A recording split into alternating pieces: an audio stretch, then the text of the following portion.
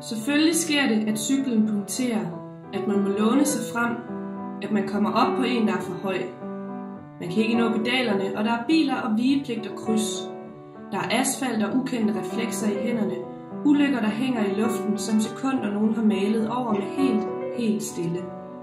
Der er en skraben og asfalt cyklen smælder imod, asfalt man pløjer ned igennem, små sten man gemmer under huden, og glas, og det er ikke til at komme udenom eller ned igennem. Der er bare asfalt oven på asfalt. Der er en by oven på asfalten, og ikke noget nedenunder andet end jord. Der er jord og asfalt og en by. Der er en by, der ligger oven på jorden. Der er en by oven på en by. Der er asfalt oven på asfalt, jord oven på jord, og det er ikke til at komme ned igennem eller udenom.